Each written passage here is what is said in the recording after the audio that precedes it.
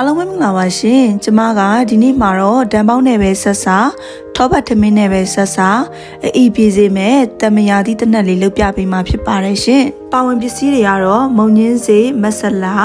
ငရုတ်သီးအယောင်တင်မှုန့်ပြီးရင်ကျမတို့ကြက်သွန်ဖြူလှီးထားတာလေးတွေပါမယ်တကြားညိုထည့်ပါမယ်ရှင်တကြားညိုမကြိုက်ရင်တော့အရသာမုတ်ထည့်လို့ရပါတယ်เนาะဒါကတော့ကျမလွန်ခဲ့တဲ့တစ်ပတ်ကစားနဲ့တိချာလေးနယ်ပြီးနှက်ထားတဲ့တမယာသီးလေးတွေပဲဖြစ်ပါတယ်ရှင်တမယာသီးတွေကိုကျမရေတန့်စင်စွာတစ်ခေါက်ဆေးပြီးတော့တီရှူလေးနဲ့ရေပြောင်တုပ်ပါမယ်ရှင်ဖွားဖွားလေးပေါ့နော်တမယာသီးတနက်လုပ်ဖို့အတွက်ကိုလိုတလောက်အတုံးလေးတွေလှီးပါမယ်เนาะ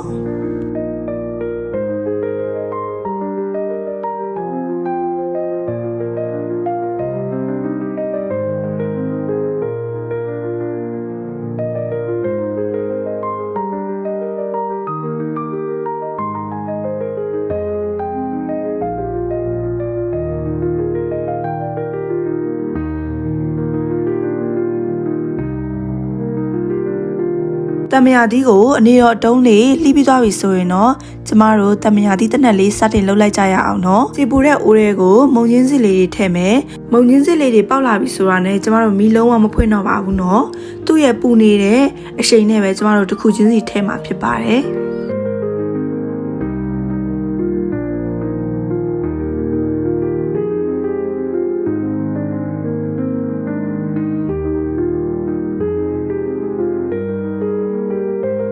နောက်ဆုံးမှာတမယာသီးထည့်ပါမယ်တမယာသီးထည့်ပြီးပြီဆိုရင်တော့တကြားကြိုက်တဲ့သူကတကြားသုံးပါအရသာမုတ်ကြိုက်တဲ့သူကအရသာမုတ်သုံးပါနော်ကျမအခုလုပ်ပြတဲ့နီးလေးက